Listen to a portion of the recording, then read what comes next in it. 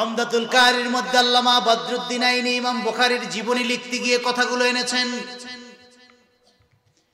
3 দিন 3 রাত পার হয়ে যায়। গভীর রাত আমার আল্লাহ জিবরিল আমিনকে বলে, জিবরিল, পৃথিবীতে 3 জন ব্যক্তি আছে এমন যারা দোয়া করলে কবুল হয়। তার ভিতরে বাবা মা আছে না নাই? মাজলুম ব্যক্তির দোয়া কবুল হয়, মুসাফিরের দোয়া কবুল হয়ে যায়।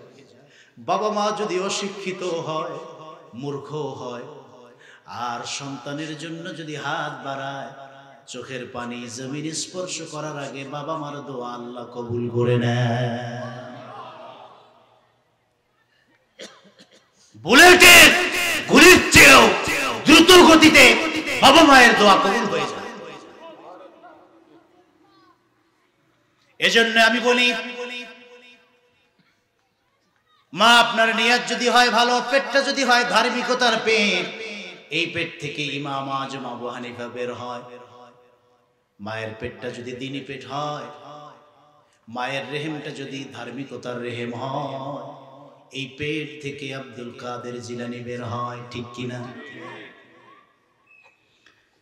বাবাজিরা আমার?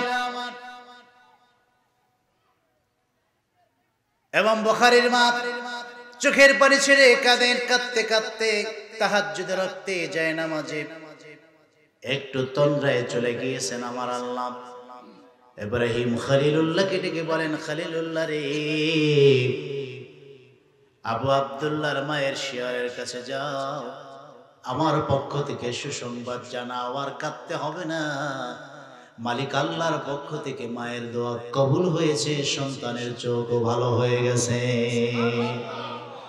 স্বপ্নের ভিতরে কি দেখেছেন, কি শুনেছেন ইব্রাহিম খলিলুল্লাহ? এই কথা যখন মায়ের শিয়রে দাঁড়িয়ে বলেছেন, পাগলের মতো হাউমাউ করে কেঁদে উঠেছেন। মা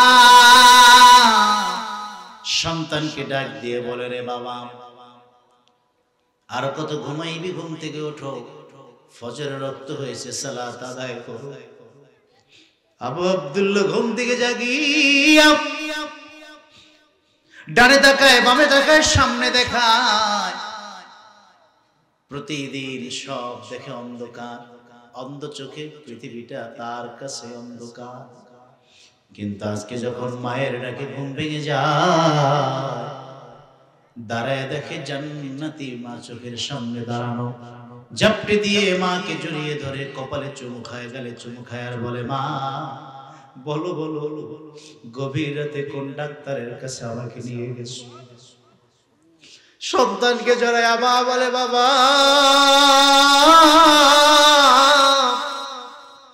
ডাক্তারের কাছেই তো গিয়েছি, তবে দুনিয়ার কোন ডাক্তারের কাছে যাই নাই। যিনি ডাক্তারদেরও ডাক্তার, যিনি তোর চোখ ফিরিয়ে নিয়েছেন, তার কুদরতি কদমে সিজদায় পড়েছি, চোখের পানি ছেড়েছি। রাসূলুল্লাহর হাদিস শুনেছি, মায়ের দোয়া ফেরত যায় না। সেই মালিকের কাছে হাত বাড়ায় কেঁদেছি। মালিক দোয়া শুধু কবুলই করে না, এমন ভাবে শুনেছেন, সন্তান রে, তোর চোখ দুইটা আমার আল্লাহ ফিরিয়ে দিয়েছে। জোরে বলেন আল্লাহু আকবার। মায়ের একটা নিয়ত ছিল, সন্তানকে আলেম বানাবো, হাদিসের খাদেম বানাবো। মায়ের নেক নিয়তকে আল্লাহ তাআলা পূর্ণতা দেওয়ার জন্য সন্তানের চোখ শুধু ফিরাইয়া দেন নাই, জগৎ বিখ্যাত মুহাদ্দিস বানিয়েছে। যে নবী খেদমত, হাদিসের খেদমত করেছেন বুখারী, ইরাক থেকে সফর করে আল্লাহর হাবিবের রওজা মুবারকের পাশে গিয়ে তিনি ঘাটি গেড়েছেন। ওযু করে নফল নামাজ পড়ে রওজার পাশে মুরাকাবা করে করে হাদিস লিখতেন, সুবহানাল্লাহ। আর বলতেন, কোন শব্দ যদি ভুল হয়, রওজা থেকে আমার নবী যেন শব্দটা ঠিক করে দেয়। জয় বলেন আল্লাহু আকবার। ইমাম বুখারী তিনি আকীদা রাখতেন, আল্লাহর হাবিব হায়াতুন নবী, উম্মতের কথা শোনেন, উম্মতের সমস্যা রওজা থেকে সলভ করে দেন। সুবহানাল্লাহ। কিন্তু একদল মূর্খ আলেম আছে, তারা বলে মুহাম্মদ সাল্লাল্লাহু আলাইহি ওয়াসাল্লাম তিনি তো আমাদের মতোই সাধারণ মানুষ। রাসূলুল্লাহ বলে এই কথা বললে ঈমান থাকবে না। আল্লাহর হাবিবের ব্যাপারে কথা বলার আগে 1000 বার ভাবা উচিত, ঠিক কিনা বলেন? ইমাম বুখারী পরিণত বয়সে যখন জেনেছেন, মায়ের দোয়ায় চোখ ফিরে পেয়েছেন, কারণ মায়ের নিয়ত ছিল ছেলে আলেম হবে, হাদিসের খাদেম হবে। মায়ের ওই নেক নিয়তের কথা মনে করে তিনি তার হাদিসের প্রথমেই বুখারীর প্রথম হাদিসটা নিয়তের হাদিস নিয়ে আসছেন। সুবহানাল্লাহ। কথা কি বোঝা যায়? কষ্ট পাচ্ছেন? আব্দুল্লাহ ইবনে আব্বাস বললেন, নবী গো 2 হাত তুলে দোয়া করুন, আল্লাহ যেন কোরআনটা সিনায় ঢুকাইয়া দেন। বলেন না সুবহানাল্লাহ। চাওয়াটা ভালো না খারাপ? নিয়তটা ভালো না খারাপ? আল্লাহর হাবিব সঙ্গে সঙ্গে 2 হাত তুলে দোয়া শুরু করছেন, আল্লাহুম্মা আল্লিমহুল হিকমা ওয়া তা'উবিলিল কিতাব। আল্লাহ তার সিনার ভিতরে হিকমতের নূর দিয়ে দাও, 30 পারা কোরআনের যত ব্যাখ্যা, বিশ্লেষণ, তাফসীরের জ্ঞান সব ঢুকাইয়া দাও। বলেন না সুবহানাল্লাহ। আব্দুল্লাহ বলেন, রাসূলুল্লাহ দোয়া করছে আর আমি টের পাচ্ছি হুজুরের সিনা থেকে কোরআন আমার সিনায় ঢুকতেছে। সুবহানাল্লাহ বলেন। বোঝা গেল কিছু এলেম আছে বইতে পাওয়া যায়, কিছু এলেম আছে সিনা থেকে সিনায় ট্রান্সফার হয়। কথা কোন না? যেটাকে ইলমে তাসাউফ বলে, ইলমে লাদুন্নি বলে, সেটা সিনা থেকে সিনায় যায়। যেটা হক্কানি আউলিয়া কেরামের কাছে গেলে পাওয়া যায়। সুদখোর, ঘুষখোর, বেনামাজি, তারপরে সন্ত্রাসী, এই সমস্ত কিছু মানুষ যদি অলির সোহবতে যায়, মুহাক্কিক আলেমের সোহবতে যায়, অলির সোহবতে থাকতে থাকতে থাকতে থাকতে বেনামাজি নামাজি হয়ে যায়। আছে না নাই? ডাকাইত আল্লাহর ওলি হয়ে যায়, সুদখোর সুদ ছেড়ে দেয়, ঘুষখোর ঘুষ ছেড়ে দেয়। এই যে পরিবর্তনটা, এইটা লেখাপড়া করে না, এটা মুহাক্কিক আলেমদের সোহবতে, ঠিক কিনা বলে? এজন্যই বলেছি যে আপনারা যে আজকের মাহফিলে এসেছেন, একজন মুহাক্কিক ওলির সোহবতে এসেছেন, এটা আপনার আমার আমাদের প্রত্যেকের জন্য বরকতের বিষয়, ঠিক কিনা বলে? যদি সোহবতটা পাওয়া যায়, যদি নজরটা পাওয়া যায়, দোয়াটা পাওয়া যায়, জীবন পরিবর্তন হতে পারে, ঠিক কিনা বলে? ভূমিকার কথাটা এখানে আমি শেষ করে দেই। 2 জাহান্নামী লোক 2টি খেদমতের ওসিলা দিয়েছে। একজন বলেছে, একদিন আপনাকে ওজুর পানিতে এগিয়ে দিয়েছিলাম। আর একজন বলল, একদিন আপনাকে শরবতের গ্লাসটা এগিয়ে দিয়েছি। এই যে আমি ঢাকার থেকে এসে এক বাসায় ঢুকলাম, আমি তো আলেমও না, কিছুই শিখতে পারি নাই, কিন্তু দেখলাম মেহমানদারির জন্য ফল ফলাদির সামনে এনেছেন, কেউ মুসাফা করে দোয়া নিচ্ছে। এই হাদিসটার কথা মনে পড়ল, মোটেও তো গুণ আর যোগ্যতা নাই, শুধুমাত্র কেবলমাত্র কোরআন কারীমের একটু নূর আর নূর নবীর হাদিসের এলেম এই সিনায় থাকার জন্য আল্লাহ পাক কত কত মর্যাদা দিয়েছেন তা বলে শেষ করা যায় না, ঠিক কিনা? দুনিয়াতে এটা যদি হতে পারে, একটু কোরআন সুন্নাহর এলেম থাকার কারণে যদি মানুষ এত মহব্বত করতে পারে, এত সম্মান করতে পারে, তাহলে তার একটা বারাকা, তার একটা নিয়ামত, তার একটা পুরস্কার আছে না নাই? ভূমিকার কথা এখানেই শেষ। 2 জাহান্নামী ব্যক্তি 2টা ভালো কাজের দৃষ্টান্ত পেশ করেছে।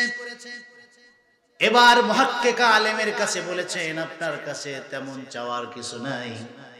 আলেমকে মোহাব্বত করে ভালোবেসে যে 2টা খেদমত করেছি, আল্লাহর কাছে হাত বাড়ায় একটু সুপারিশ করুন। 2টা খেদমত যদি মালিকের পছন্দ হয়, এই খেদমতের উসিলায় যেন আল্লাহ আমাদেরকে মাফ করে জান্নাতি বানায়। বলেন সুবহানাল্লাহ। আলেম ব্যক্তি সঙ্গে সঙ্গে আল্লাহর কাছে 2 হাত বাড়িয়ে বলে, ইয়া আল্লাহ শাফিনি ফি, তাদের 2 জনের পক্ষে আমার সুপারিশটা কবুল করে নাও। তারা ব্যক্তি আলেমকে মহব্বত করে নাই, তার সিনায় যে এলেম ছিল কোরআনের নূর ছিল, নূর নবীর হাদিসের জ্ঞান ছিল। তাকে মহব্বত করে একজনে অজুর পানিয়ে গিয়েছে আর একজনে শরবতের গ্লাসে গিয়ে দিয়েছে। দুইটা খেদমত দিয়ে আমার কাছে ওসিলা ধরেছে, তোমার কাছে হাত বাড়ালাম। যদি খেদমত দুটি পছন্দ হয় তাদের পক্ষে আলেমের সুপারিশ কবুল করে নাও। সঙ্গে সঙ্গে আল্লাহ রাব্বুল আলামিন আলেম ব্যক্তির সুপারিশ কবুল করে নিবেন। আদখালাহুমুল্লাহুল জান্নাহ, ওই জাহান্নামী দুইটা লোককে জান্নাতে ঢুকাইয়া দিবেন। জোরে বলেন না সুবহানাল্লাহ। তাহলে একটু কোরআনওয়ালার কোরআনের সুহবতে থাকলে লাভ আছে না নাই? আমরাও যে সময়টুকু স্পেন্ড করছি, ব্যয় করছি, এখানে কি মমতাজ আপার গান হচ্ছে? এখানে কোরআন থেকে কথা হচ্ছে, ঠিক কিনা বলে? যদি তা 5 সেকেন্ড হয়, 10 মিনিট হয়, আমরা এই বিশ্বাস রাখি এই 10 মিনিটের সময় কিয়ামতের মুসিবতের ময়দানে নাজাতের উসিলা বানায় দিবেন কে? এই বিশ্বাস আছে না নাই? এই ইখলাসপূর্ণ নিয়াত নিয়ে আসুন আমরা কোরআন থেকে খুবই সংক্ষেপে পীর সাহেব হুজুর আসা পর্যন্ত কিছু কথা শুনতে চাই। মুসলমান রাজি আছি না নাই? পড়ুন আমার সঙ্গে, আউযু বিল্লাহি মিনাশ শাইতানির রাজীম, বিসমিল্লাহির রাহমানির রাহিম। ইয়া আইয়ুহাল্লাযীনা আমানু লা তারফা'উ أصواتكم فوق صوت النبي ولا تجهروا له بالقول كجهر بعضكم لبعض ظهيرا। সকলে এক কণ্ঠে বলুন সাদাকাল্লাহুল আযীম। পড়ুন, সাদাকা রাসূলুহুন নবিয়্যুল কারীম ওয়া নাহনু আলা যালিকা মিনাশ শাহিদিন ওয়াশ শাকিরিন ওয়াল হামদু লিল্লাহি রাব্বিল আলামিন। খুবই পরিচিত একটি সূরা, সূরাতুল হুজুরাত, এর 2 নং আয়াতে কারিমা থেকে তেলাওয়াত করেছি। এই আয়াতের মধ্যে উম্মতে মুহাম্মাদের জন্য 3টা মেসেজ আছে। কয়টা? জোরে বলেন কয়টা? খুব খেয়াল করে শুনবেন। কোরআন ব্যাখ্যা করার 17টি মূলনীতি আছে। তার ভিতরে অন্যতম মূলনীতি হলো কোন সূরা বা কোন আয়াত আল্লাহ তাআলা যে নবীর উপরে নাজিল করেন তার পিছনে কারণ রেখে দেন। এই কারণটাকে তাফসীরের ভাষায় সাবাবুন নুজুল বা শানে নুজুল বলা হয়। এই আয়াতে কারিমা নাজিল হওয়ার পিছনে একটা গুরুত্বপূর্ণ কারণ আছে। আমরা শানে নুজুলটাকে শুনবো, এরপরে আয়াত থেকে যে মেসেজ আল্লাহ আমাদেরকে জানাতে চান তা শুনবো। আল্লাহ যেন তৌফিক দান করেন, বলেন আমিন। প্রিয় রাসূল মদিনা মুনাওয়ারায় বসে আছেন। ডান পাশে হযরতে আবু বকর, বাম পাশে হযরতে ওমর। এই শানে নুজুলটি তাফসীর ইবনে কাসিরের মধ্যে এসেছে। আল্লাহর হাবিব নজর করে দেখলেন দূর থেকে 15 থেকে 20 জনের একটা কাফেলা পাহাড়ি রাস্তা ধরে ধরে আল্লাহর হাবিবের হুজরা মোবারকের দিকে আসতেছে। তা আবু বকর আর ওমর দুইজনই উঠে দাঁড়ালেন। তারা এই দলটি যখন খুব কাছাকাছি আসলো তখন আবু বকর ওমর দুইজন তাদের সামনে গিয়ে দাঁড়ালেন। আবু বকর বললেন, ভাই, এত দ্রুত গতিতে আপনারা আসতেছেন, মনে হচ্ছে আপনাদের কোনো সমস্যা।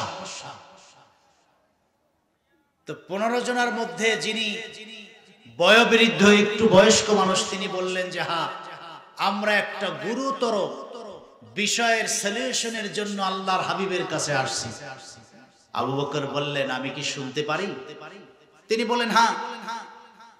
তখন বলল, আমাদের গোত্রে কোনো নেতা নাই, যার কারণে প্রতিদিন নেতৃত্ব শূন্য থাকার কারণে মারামারি হয়, কাটাকাটি হয়, ধমকাধমকি হয়, সমাধান দেওয়ার কেউ নাই, নেতা নাই তো। আবু বকর বলেন, এই কথা আমি তো তোমাদের গোত্র সম্পর্কে জানি, শোনো আমি একজনের নাম প্রস্তাব করছি, তাকে তোমরা নেতা বানায় নাও, নবীজি বিরোধিতা করবেন না। তারা বলল ঠিক আছে। হযরত আবু বকর একজনের নাম প্রস্তাব করলেন, কাকা ইবনে মা'বাদ। এই প্রস্তাব দিল, তারাও মেনে নিল। সঙ্গে সঙ্গে ওমর বলল, আবু বকর, আপনি যার নাম প্রস্তাব করেছেন এই লোক তো আপনার মতোই নরম, এ ঝগড়া থামাবে তো দূরের কথা, বরং ঝগড়ারও 3 গুণ বাড়বে, কেউ তারে মানবে না, আপনার প্রস্তাব বাতিল। আমি একজনের নাম প্রস্তাব করব, সে আমার মতোই গরম, কথায় কথায় কল্লা ফালাই দেয়। আমি বললাম, আকরা ইবনে হাবিসকে নেতা বানান। দুইজনের মতের বিরোধিতা, মতানৈক্য হয়েছে নি? কথা বল না। আবু বকর ওমর দুইজন, দুই মত।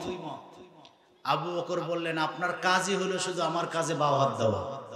আমি মুরব্বী, সিনিয়র, আমি একটা কথা বললাম, সেইটাকে আপনি ডিনাই করে দিলেন। আপনি বললেই হবে নাকি আমি সিনিয়র?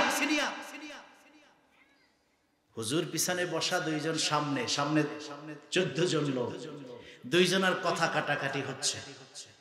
এক কথায় 2 কথা, 2 কথায় 3 কথা, 4 কথায় 5 কথা। কথার আওয়াজটা বড় হয়েছে, কথার আওয়াজটা এত উচ্চ হয়েছে নবীজির কানে লাগতেছে। কথা তো অনেক ধরনের হয় না, কিছু কথা আছে আস্তে আস্তে, কিছু কথা আছে তার চেয়ে একটু বেশি, আর একটু বেশি হইলে কানে লাগে। তখন বলে, এই আস্তে বলো, কানে লাগতেছে, কথা বল না। তা কানে যেই কথাগুলো লাগে সেই কথাগুলো একটু অস্বস্তি বা একটু অস্বাভাবিক পরিস্থিতি তৈরি করে, ঠিক কিনা? তো এই যে আবু বকর ওমর দুইজনের কথা একটু উচ্চ হয়েছে, শাউটলি হয়েছে, নবীজির কানে গিয়ে লাগতেছে, নবীজি যে স্বাভাবিক কথা বলতেছেন আরো কয়েকজনের সাথে, সেই কথায় ব্যাঘাত সৃষ্টি হচ্ছে। এইটা আমার আল্লাহর কাছে পছন্দ হয় না। সুবহানাল্লাহ বলবেন, জোরে বলেন আল্লাহু আকবার। কষ্ট হচ্ছে নবীর, লাগছে কার? কথা বলে না। তার মানে বোঝা গেল ভালোবাসার মানুষের প্রতি, ভালোবাসার মানুষের খেয়াল আছে না নাই? আল্লাহ তার হাবিবের প্রতি এত কনসার্ন, সব বিষয় এত সতর্ক, 24 আওয়ার্স সার্চ লাইট দিয়ে, ক্যামেরা দিয়ে রাসূলুল্লাহকে নিজের আয়াতের মধ্যে রাখেন। সুবহানাল্লাহ। সঙ্গে সঙ্গে আল্লাহ রাব্বুল আলামিন কোরআন কারীমের এই আয়াত নাজিল করে দিয়ে বললেন, জিবরাইল তাড়াতাড়ি নবীর দরবারে যাও। আমি আবু বকরও চিনি না, ওমরও চিনি না, কাউকে আমি আল্লাহ চিনি না, আমি চিনি শুধু আমার নবীকে। আমার হুজুরের দরবারে যাও। জিবরাইল আমিন রাসূলুল্লাহর দরবারে এসে বললেন, ও নবী, আল্লাহর পক্ষ থেকে ওহী এসেছে, তাড়াতাড়ি আবু বকর ওমর সাহাবীদেরকে ডেকে জানায় দেন। আল্লাহর হাবিব বললেন, জিবরাইল আপনি পড়েন। জিবরাইল পড়তে শুরু করলেন, ইয়া আইয়ুহাল্লাযীনা আমানু লা তারফাউ আসওয়াতাকুম ফাওকা সাওতিন নবী ওয়া লা তাজহারু লাহু বিল কওলি কাজহরি বা'দিকুম লিবা'দিন যাহিরা। রব্বুল আলামিন গোটা পৃথিবীর সমস্ত মুমিনদেরকে অ্যাড্রেস করে বলেন, হে বিশ্বাসীগণ, লা তারফাউ আসওয়াতাকুম ফাওকা সাওতিন নবী, খবরদার খবরদার, তোমরা তোমাদের কণ্ঠের আওয়াজকে আমার নূর নবীর কণ্ঠের আওয়াজের চেয়ে উচ্চ করবে না। সুবহানাল্লাহ।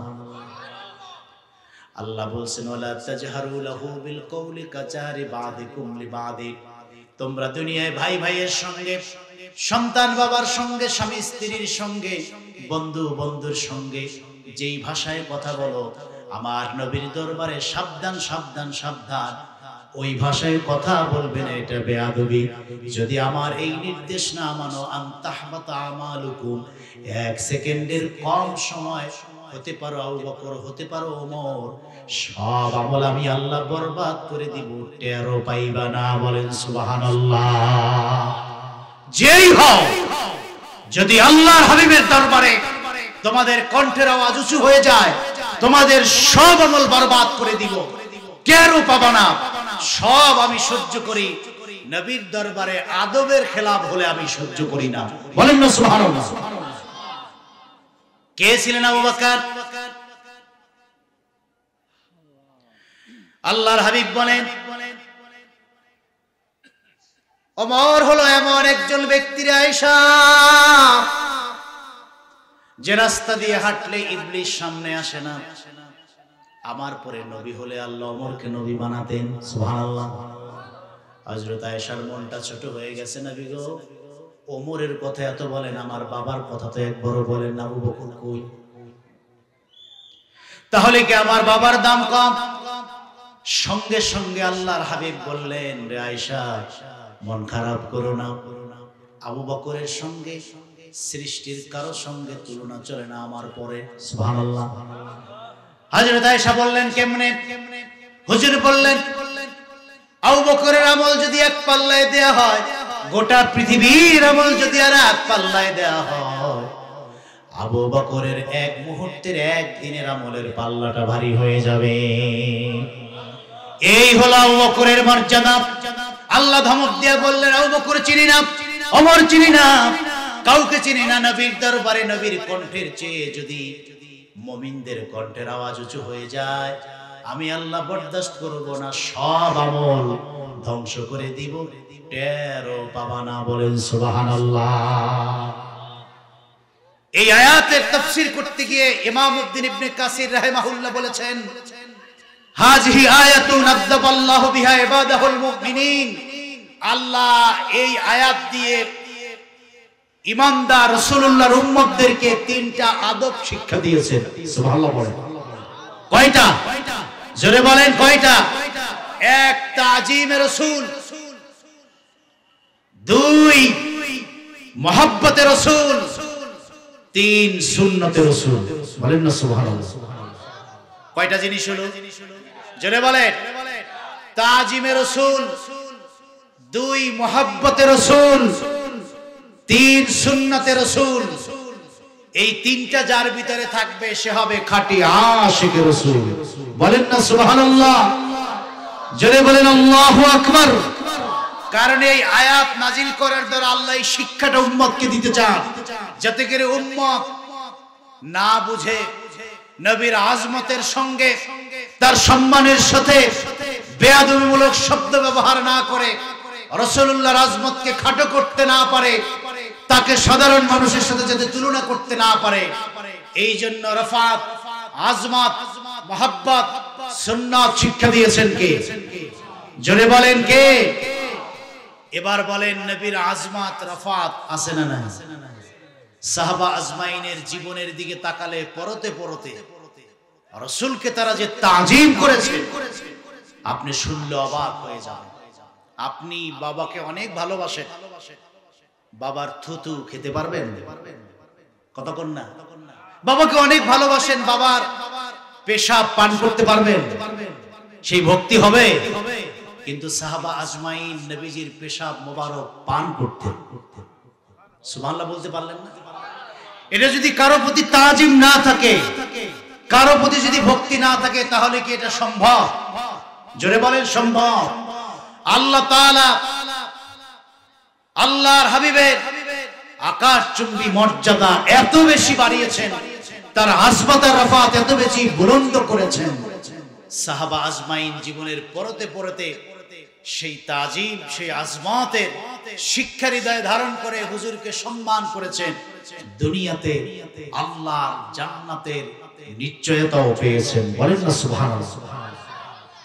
বাবাজিরা আমার, সহিহ বুখারী থেকে একটা হাদিস আমি আপনাদেরকে শোনাতে চাই।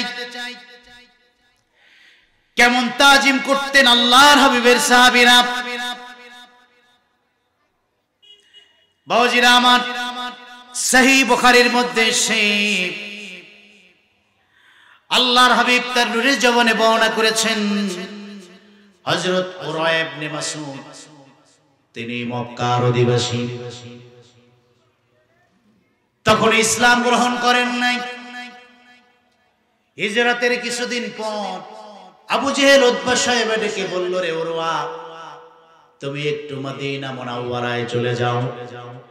এই মক্কায় থাকাকালীন আমরা মুহাম্মদ সাল্লাল্লাহু আলাইহি ওয়াসাল্লামকে শান্তিতে থাকতে দেই নাই। রাস্তা দিয়ে হাঁটলে পথে কাঁটা দিয়ে রাখতাম, সেজদায় চলে গেলে মাথায় ঘাড়ে নাড়ি ভুড়ি চেপে দিতাম, রাস্তা দিয়ে হাঁটলে পাগল বলে তাকে গালি দিতাম, থুতু নিক্ষেপ করতাম। নির্যাতন, অকথ্য নির্যাতন করে তারে মক্কার জীবনে অতিষ্ঠ করে ফেলেছি। শেষ পর্যন্ত নির্যাতনের মুখে মদিনা মুনাওয়ারায় চলে গেছে। পরওয়ারে গোপনে গোপনে তুমি একটু মদিনায় যাও, একটু যায় দেখো মদিনার মানুষও কি আমাদের মতো ঝাড়ু পিটা করে নাকি। তুমি একটু যাও, আমরা তো তাকে বেইজ্জতি করেছি, অসম্মান করেছি। তুমি একটু গোপনে গোপনে যাও, মদিনার মানুষেরা তার সাথে কি আচরণ করে। বাবাজিরা আমার, হযরত উরওয়া ইবনে মাসউদ তখন ইসলাম গ্রহণ করেন নাই। তিনি বলেন, গোপনে গোপনে মদিনার মানুষের আচরণ লক্ষ্য করবার জন্য আমি মক্কা থেকে দীর্ঘদিন সফর করে মদিনা মুনাওয়ারায় চলে গেলাম।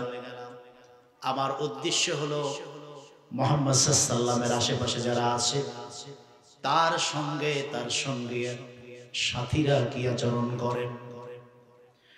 তিনি চলে গেলেন সেখানে। গোটা মদিনা মুনাওয়ারা আল্লাহর হাবিবের পদচারণায় মুখরিত হয়ে উঠেছে। সেই মদিনায় প্রবেশ করলেন, মানুষের আচরণে তিনি মুগ্ধ হলেন। মক্কায় রুক্ষতা, মদিনা মুনাওয়ারায় নীরবতা। সুবহানাল্লাহ। হাজিরা এখনো বলে, মক্কা মুকাররমায় মানুষের আওয়াজের গ্যাঞ্জাম, মদিনা মুনাওয়ারায় নূর নবীর কদমে নীরবতা, দিলের শান্তি, হৃদয়টা কেমন জানি গলে যায়। সুবহানাল্লাহ। প্রত্যেক হাজী সাহেবকে দেখেছি যখন মদিনা মুনাওয়ারা থেকে বিদায় নেন, নিজের অজান্তেই চোখের পানিতে কখন যে বুক ভিজে যায় হাজী সাহেবও জানে না।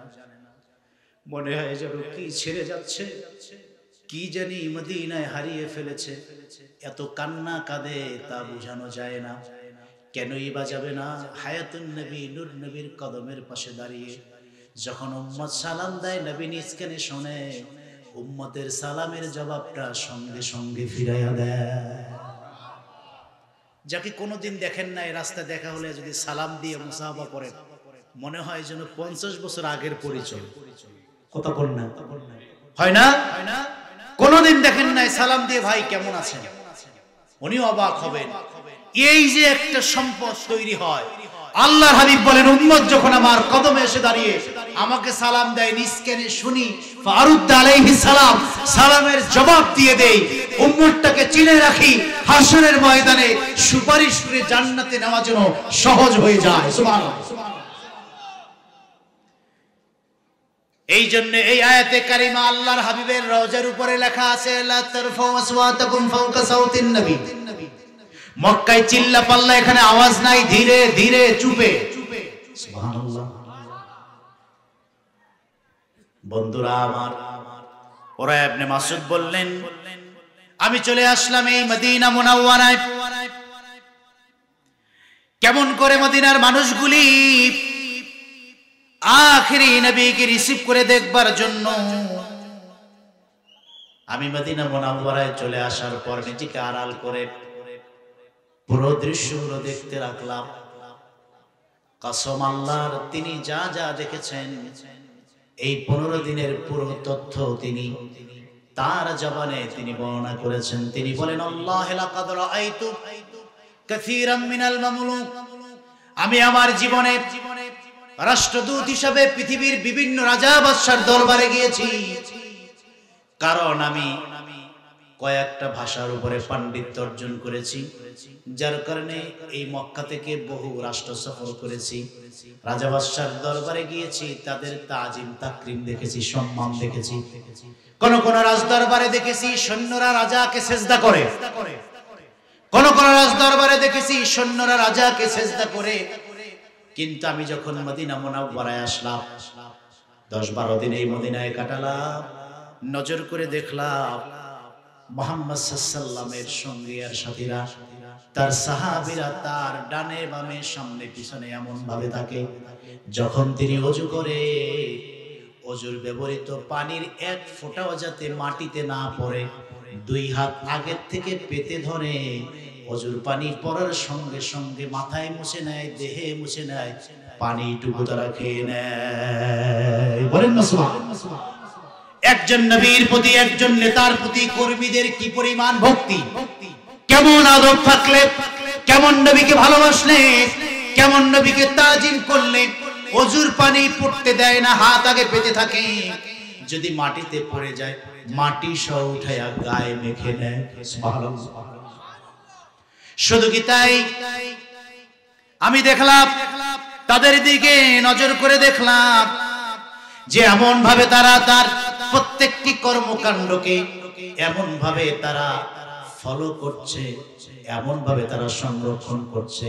ইনতানা খামানু খামাতান, যখন তিনি থুতু ফেলছেন, আমি নজর করে দেখলাম এই থুতু তার সাথীরা মাটিতে ফেলতে দেয় না, বরং ফেলার সঙ্গে সঙ্গে থুতু গায়ে নিয়ে, হাতে নিয়ে গায়ে মাখে, সঙ্গে সঙ্গে তা মেশকাম্বরের চেয়েও বড় আতরার সুগন্ধিতে পরিণত হয়ে যায়। আমি দেখলাম থুতু ফেলার সঙ্গে সঙ্গে হাত পেতে থুতুগুলো গায়ে মাখতেছে। গল্প না, বুখারীর হাদিস, সেই বুখারীতে তিনি বললেন শুধু তাই না, আমি দেখলাম যখনই আখিরি নবী কোন একটা কাজের নির্দেশ দেন, এটা করো, যুদ্ধ শুরু হয়ে যায়, কার আগে কে কাজটা করবে, সুবহানাল্লাহ বলে, কার আগে কে কাজটা নির্দেশটা তামিল করবে, প্রতিযোগিতা লেগে যায়। আমি এই 10 দিন 15 দিন 20 দিন থেকে যা দেখেছি, এতটাই মুগ্ধ হয়েছি একজন মানুষের প্রতি, মানুষের এত ভালোবাসা, এত তাজিম, তিনি কোনো সাধারণ মানুষ হতে পারেন না।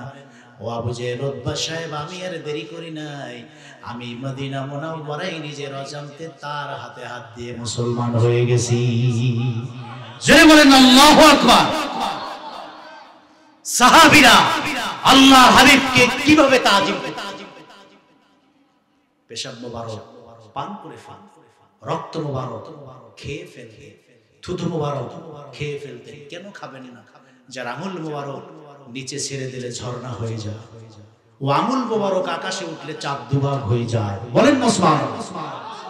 আমরা ব্যর্থ চিনতে পারি না, এই জন্য বলি যে মুহাম্মদ সাল্লাল্লাহু আলাইহি ওয়াসাল্লাম আমাদের মতো সাধারণ মানুষ, কিন্তু সাহাবা আজমাইন এই ভুল করেন নাই।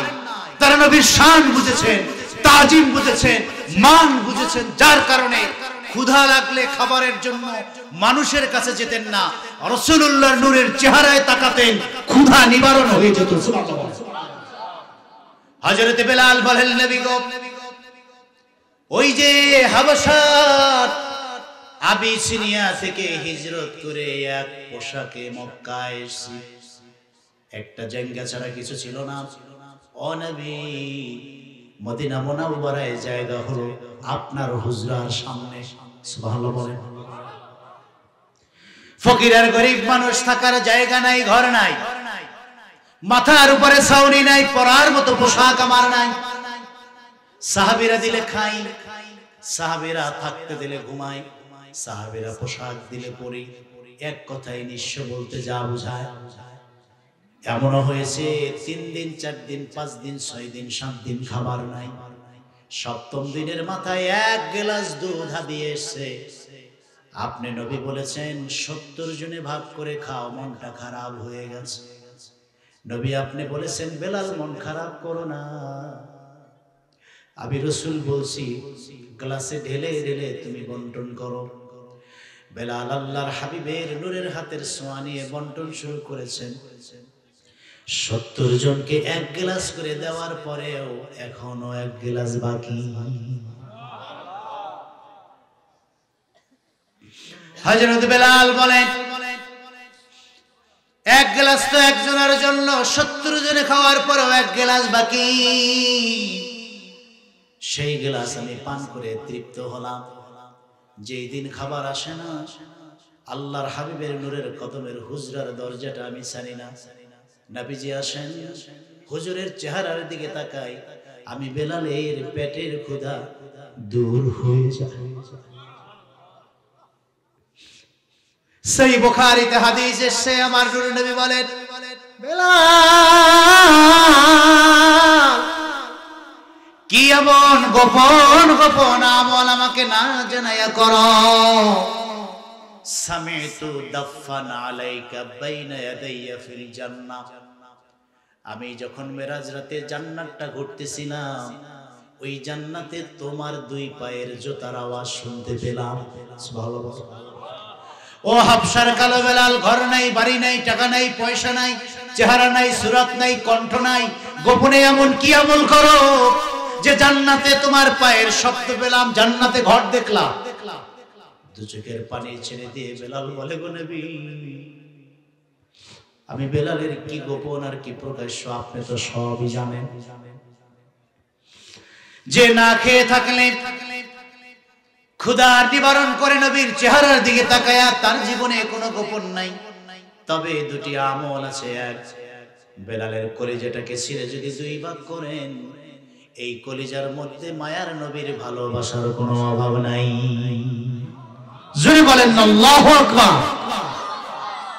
জীবনের চাইতে কোটি গুণ বেশি নবী আপনাকে ভালোবেসেছি। সুবহানাল্লাহ। জীবন দিয়ে ভালোবাসি নবী তোমাকে, নাও গো নূরের নবী, নাও গো মায়ার নবী, রোজা দেখে জীবন দিয়ে ভালোবাসি নবী তোমাকে, জীবন দিয়ে ভালোবাসি নবী তোমাকে। ইয়া রাসূলুল্লাহ,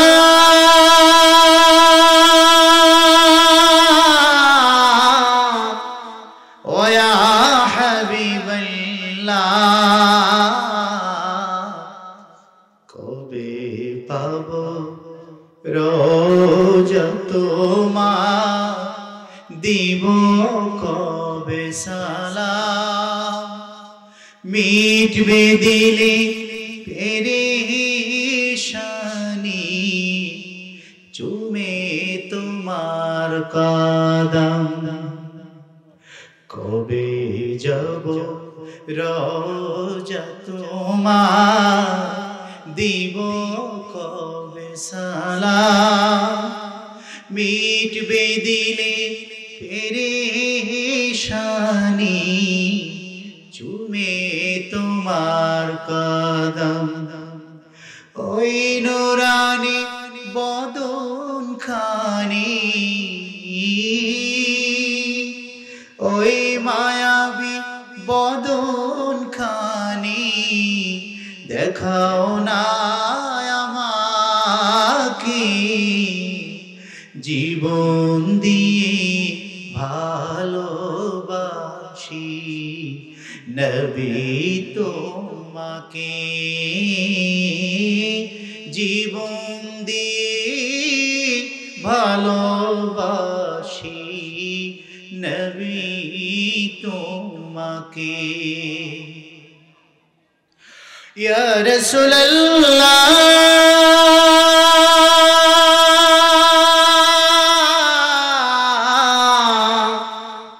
ও ইয়া হাবিবাল্লাহ,